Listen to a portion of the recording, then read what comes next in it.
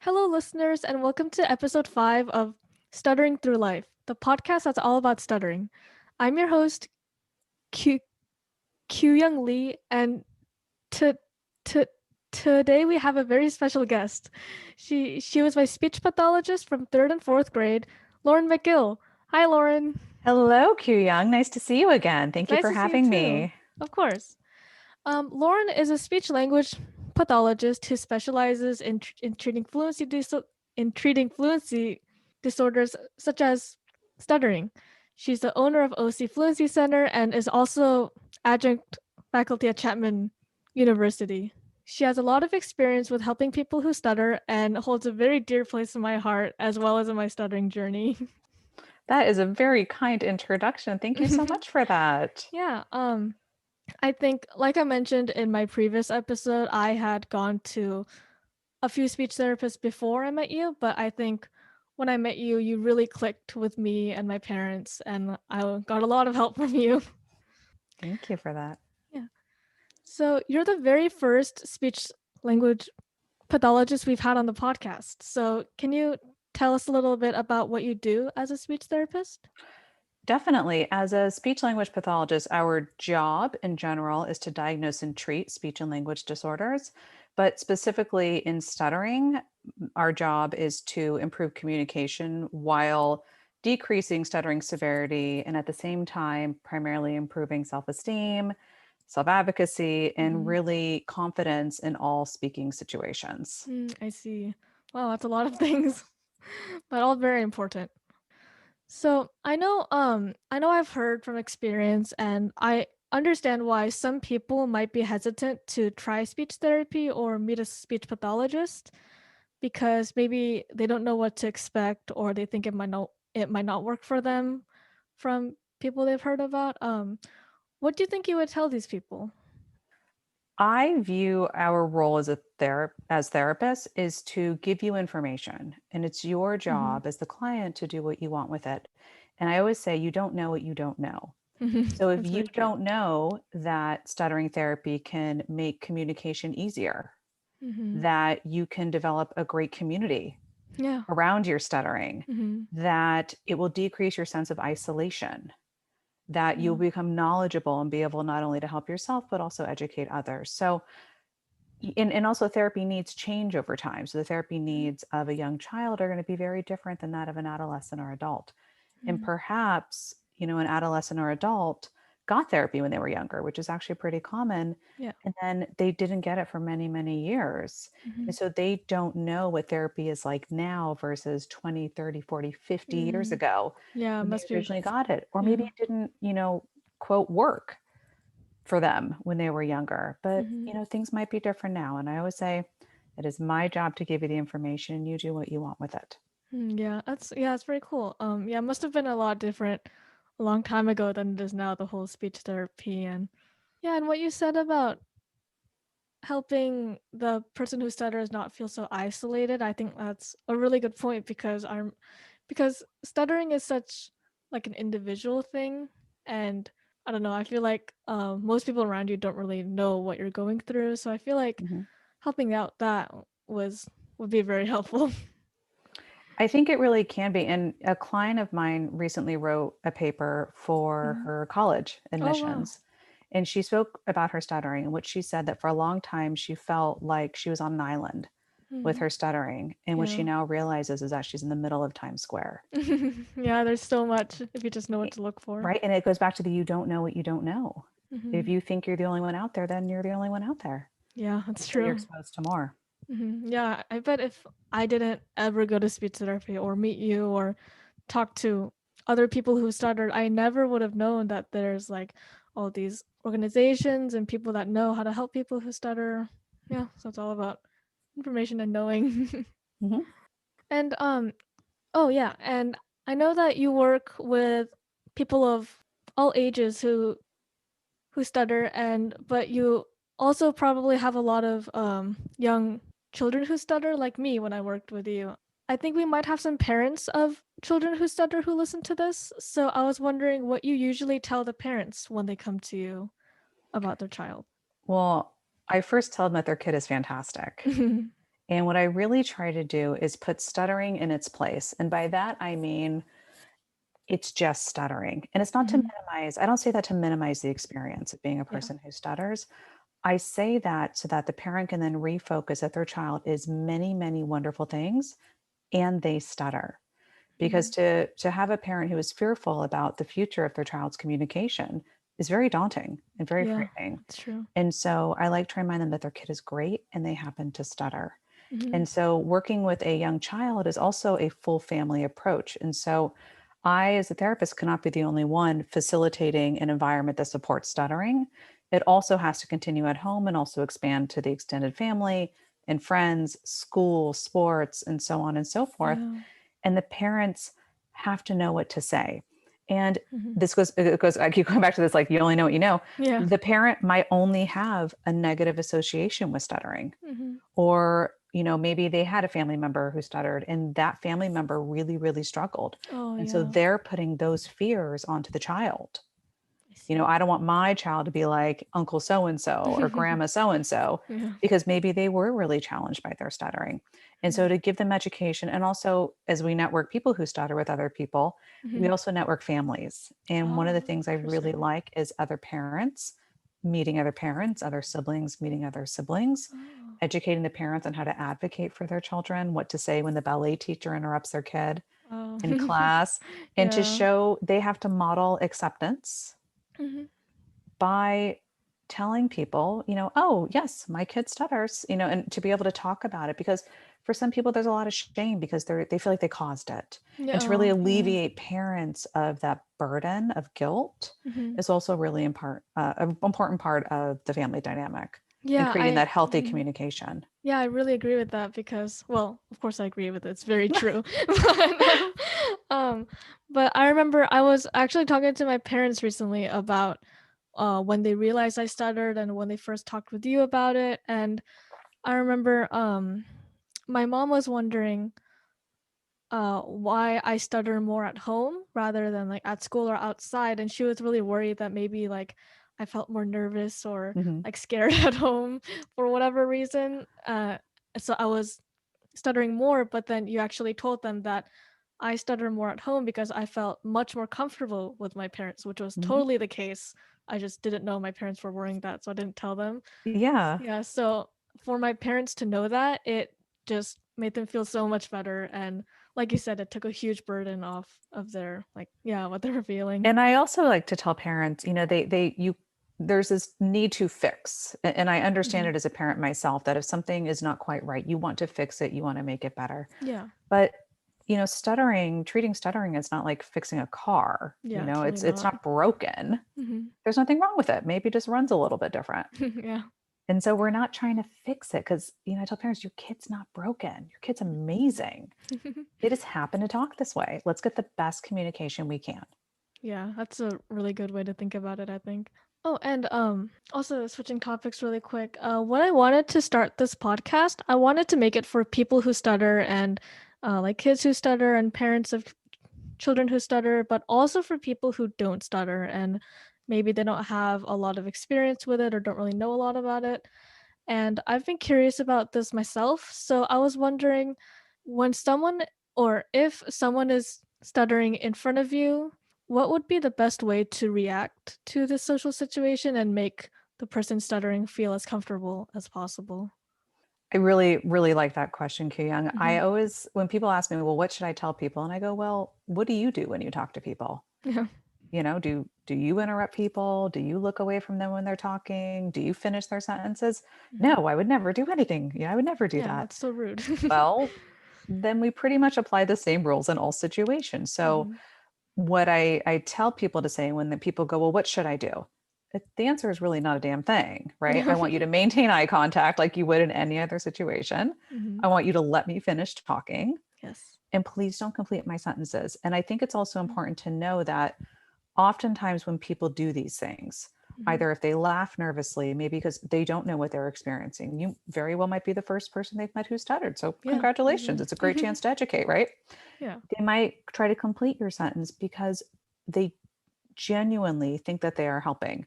Mhm. And I kind of give the example of if you go to a restaurant where it's a cuisine you're not familiar with Mhm. and you're trying to pronounce it, but you know very well that you cannot. Oh, yeah, for I'm sure. I'm great at this at Italian restaurants, and I'll kind of hold it up to the waiter, right? And I'm like, I Yeah, the would like the medium. pasta de, right? And I'm like really hoping the nice waiter will finish my sentence for Yeah, I me, just know what so I you're don't have to talking embarrass about. myself in front of the table.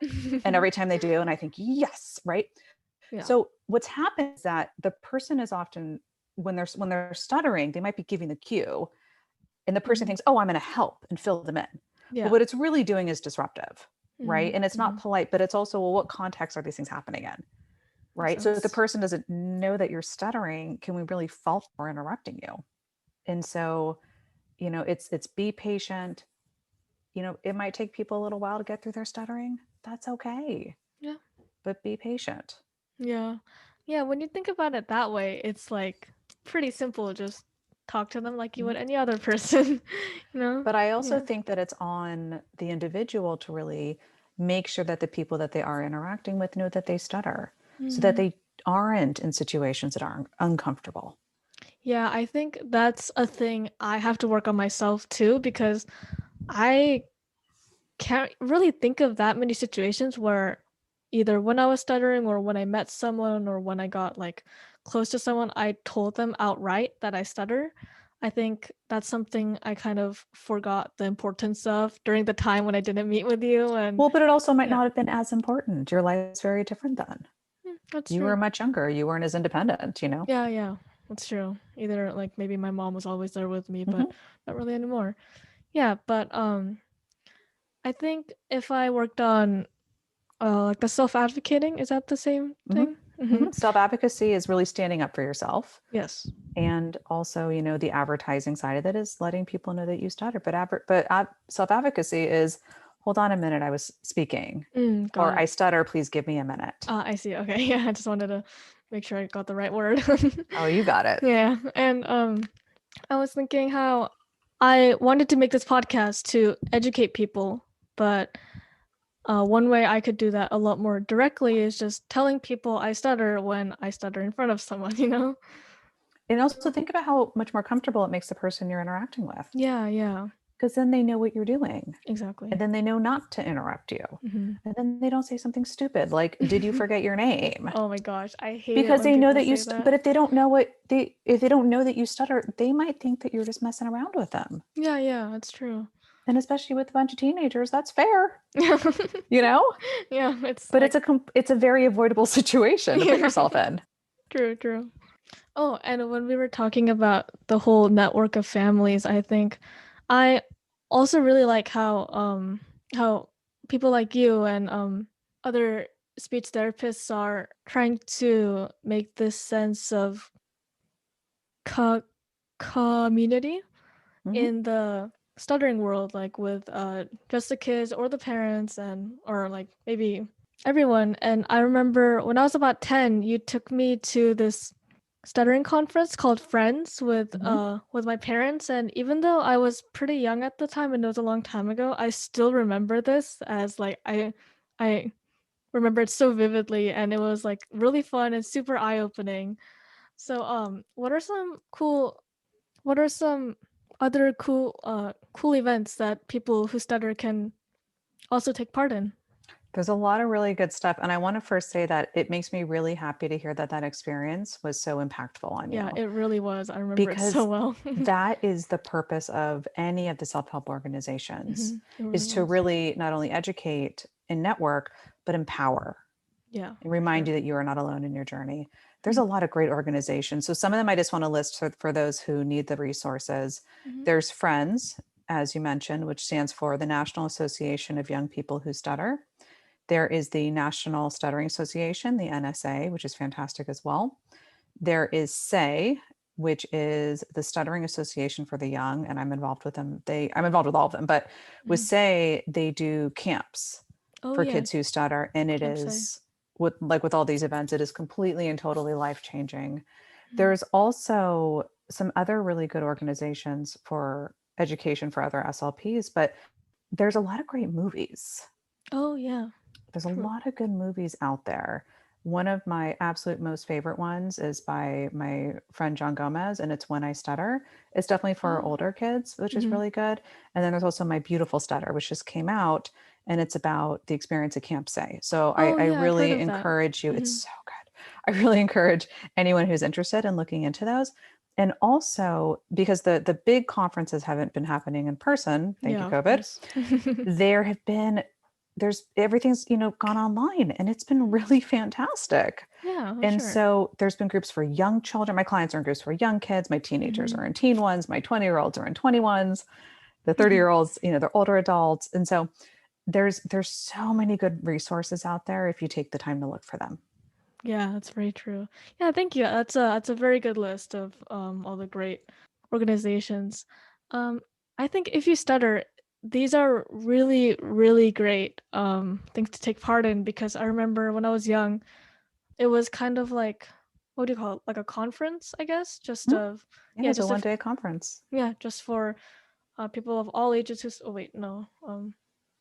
It was for young children who Mhm. stutter, right? Well, it's all ages, but the reason why you think it was younger was because you were Oh, kids oh, your own right, age, right. but we divide you up Yeah, yeah, I by remember age. So now. that's not your imagination. Yeah.